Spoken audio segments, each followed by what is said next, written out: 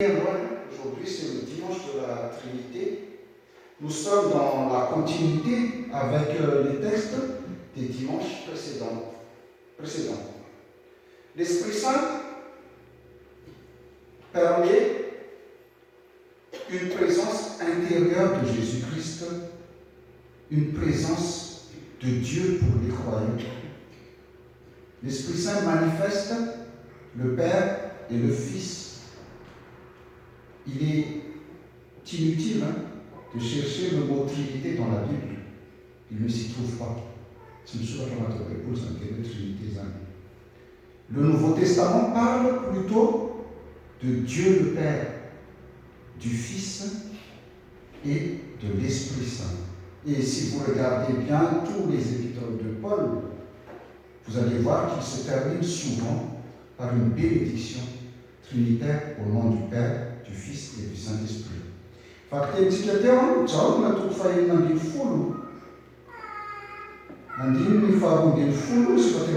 Jean 16, versets 12 et 13 dit « J'ai encore beaucoup de choses à vous dire, mais vous ne pouvez pas les porter maintenant.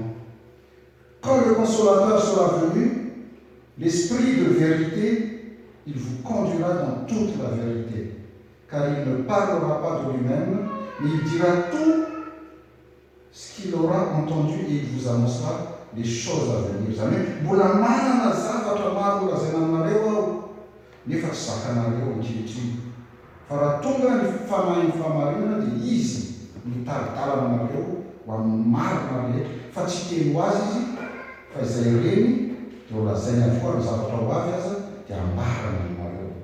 Si on se réfère à ces versets, on voit que l'Esprit Saint n'est pas un électron libre. Ce n'est pas un électron libre qui fait ce qu'il veut. Ici, Jésus annonce à ses disciples que le Saint-Esprit viendrait et leur enseignerait ce qu'il fallait encore qu'ils sachent. L'Esprit Saint a comme mission de les guider dans toute la vérité et leur ferait connaître les choses à venir. Jésus va passer de ce monde au Père, la cathoménate des choses. Il parle du don de l'Esprit. Le don de l'Esprit qui fera connaître des choses à venir. L'Esprit qui aidera à faire comprendre l'enseignement qu'il a laissé. Parce que ici, Jésus le nomme, cet Esprit Saint, Jésus le nomme comme l'Esprit de vérité. Il le dit, l'Esprit de vérité. Phanaïni phanamarina. Du grec, pneuma, thessalonias. Son rôle, est de communiquer ce que Jésus-Christ lui dit. Et que Jésus-Christ lui-même a entendu du Père. L'Esprit Saint ne parle pas de lui-même. Il parlera de tout ce qu'il aura entendu de Dieu.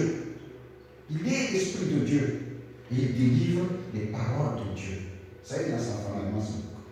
Au moment où il parle, Jésus, au moment où il parle, une partie de l'enseignement de Jésus n'est pas encore accessible aux disciples. Ça, c'est avant. Jésus parle ici, c'est avant d'entrer dans la passion, en fait. Et les disciples ne peuvent pas encore comprendre la croix comme un élément essentiel de la révélation de Dieu. Les disciples ne peuvent pas comprendre cela.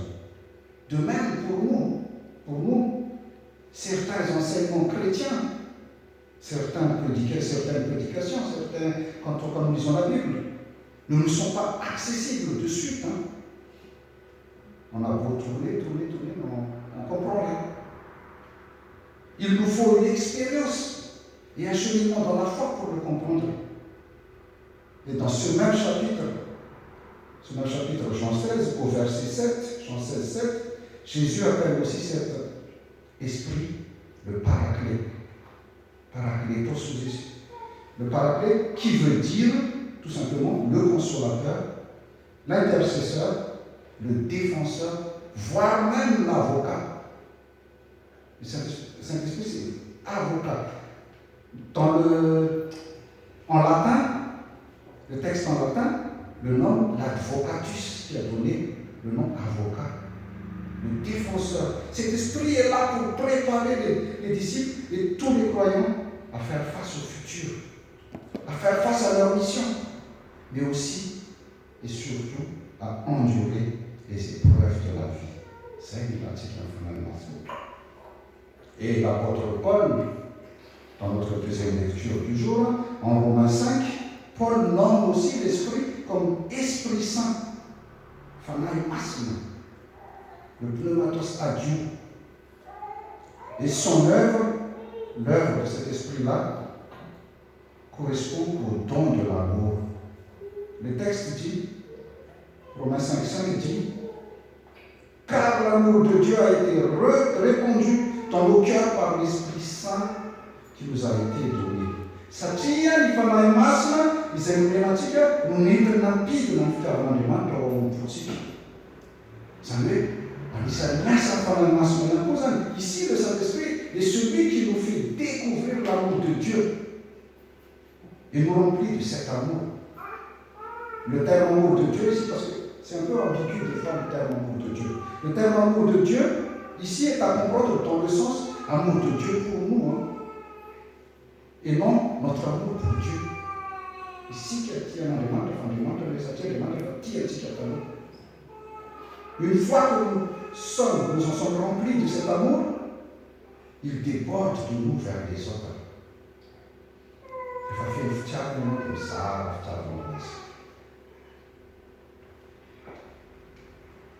désormais, nous sommes rendus capables de vivre et d'agir en faveur des autres êtres humains. Que l'amour déborde.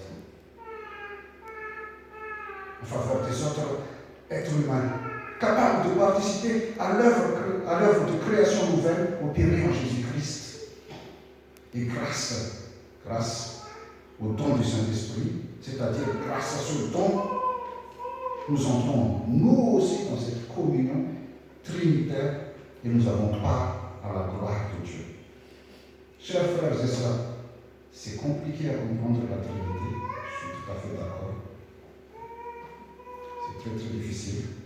Et la Trinité aussi a été l'objet de très nombreux débats, parfois violents même, qui ont agité l'Église pendant les premiers siècles de notre ère.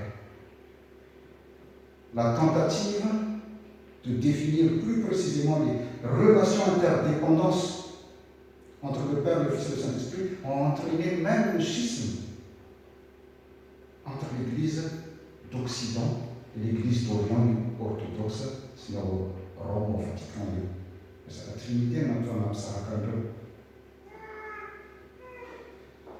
Ça veut dire quoi? Ce que vous devez comprendre, c'est que l'essentiel n'est pas de maîtriser l'explication de toutes les finesses de la Trinité. Ce n'est pas l'essentiel. Cela nous dépasse. Et tout essai d'explication sera toujours imparfait. L'essentiel, c'est de le vivre. L'essentiel est de le vivre plutôt que de l'expliquer. Jésus parle à tous. Jésus parle à tous, même à ceux qui doutent de lui. Jésus parle même à ceux qui doutent de lui. Il nous accepte tous comme nous sommes.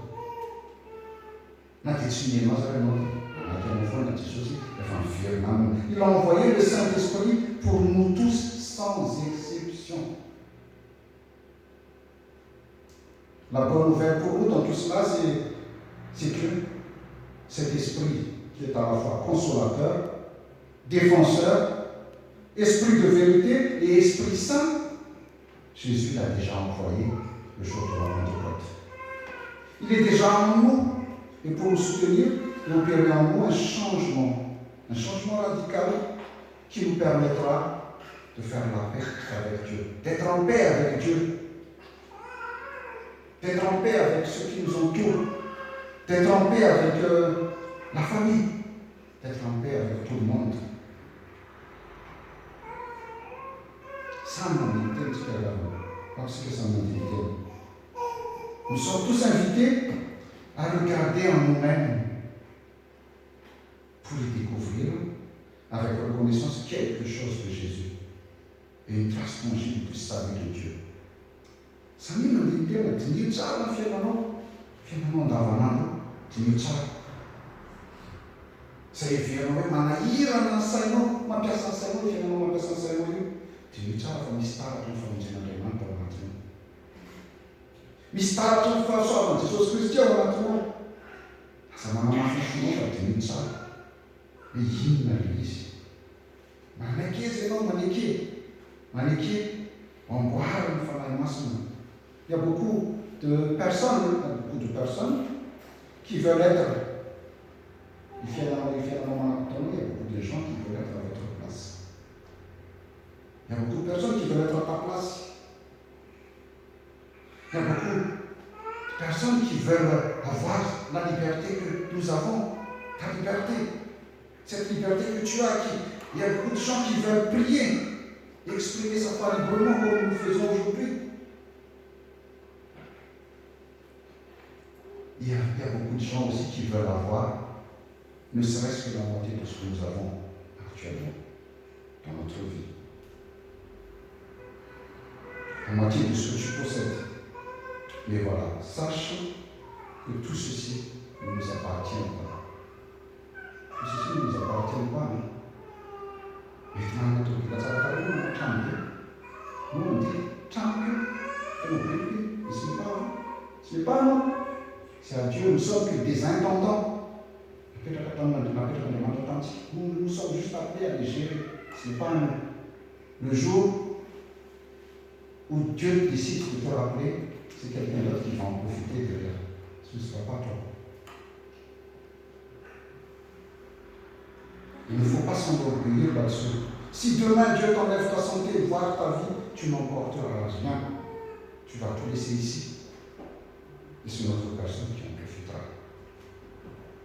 Reconnais-le. Même si c'est difficile, reconnais-le et tu connaîtras la paix. Chers frères et sœurs, ayons. Voilà le mot pour la fin. Ayons un nouveau regard sur le monde, un nouveau regard sur les autres et un nouveau regard sur nous-mêmes. Et soyons en paix avec Dieu, avec les autres et avec nous-mêmes. La paix avec Dieu vient par Jésus-Christ et l'amour de Dieu est répandu dans nos cœurs par l'Esprit Saint. Le Saint-Esprit ouvre les yeux de la foi. Le